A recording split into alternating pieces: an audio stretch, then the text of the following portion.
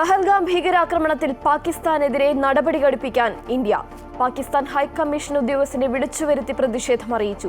പ്രധാനമന്ത്രിയുടെ അധ്യക്ഷതയിൽ വൈകിട്ട് സർവകക്ഷി യോഗം. ആരോപണത്തിന് ഇന്ത്യ തെളിവ് നൽകണമെന്ന് പാകിസ്ഥാൻ. ഭീകരാക്രമണത്തിന് പിന്നാലെ രാജ്യം കനത്ത ജാഗ്രതയിൽ. ഉദ്ധംപൂരിൽ ഭീകരരുമായുണ്ടായ ഏറ്റുമുട്ടലിൽ സൈനികന് വീരമൃത്യു. ബരാമുള്ളയിൽ 2 ഭീകരനെ വധിച്ചു. പഹൽഗാമിൽ 26 പേരെ വധിച്ച ഭീകരർക്കായി വ്യാപക തിരച്ചിൽ. ഭീകരാക്രമണത്തിന്റെ നടുക്കം വിവരിച്ച് കൊല്ലപ്പെട്ട രാമചന്ദ്രന്റെ മകൾ ആരതി. രാമചന്ദ്രന്റെ സംസ്കാരം നാളെ. CMRL എക്സാലോജിക് മാസപ്പടി ഇടപാടിന്റെ മുഖ്യ ആസൂത്രക വീണയെന്ന SFIO. എക്സാലോജിക് കമ്പനി തുടങ്ങിയതിനു ശേഷം വളർച്ച താഴോട്ടേക്കെന്നും നഷ്ടത്തിലായിരുന്ന കമ്പനിയുടെ മുഖ്യ വരുമാന മാർഗം CMRL കമ്പനിയെന്നും SFIO കുറ്റപത്രം.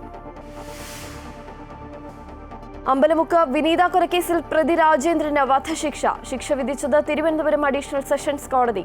4.5 പവന്റെ മാലയ്ക്കായി രാജേന്ദ്രൻ വിനീതയെ കൊലപ്പെടുത്തിയത് 2022 ഫെബ്രുവരി 6-ന്. മതം നോക്കി ആദായ നികുതി വിവരങ്ങൾ തേടി വിദ്യാഭ്യാസ വകുപ്പിന്റെ വിചിത്ര ഉത്തരവ്. നികുതി അടയ്ക്കാത്ത ക്രൈസ്തവ ജീവനക്കാരുടെ വിവരം തേടിയത് മലപ്പുറം ഡെപ്യൂട്ടി ഡയറക്ടറുടെ നിർദ്ദേശപ്രകാരം. വിവരാവകാശ നിയമപ്രകാരമുള്ള അപേക്ഷയ്ക്ക് മറുപടി നൽകാനാണ് കത്തയച്ചതെന്ന് വിദ്യാഭ്യാസ വകുപ്പ്. വിവാദമായതോടെ ഉത്തരവ് പിൻവലിച്ചു.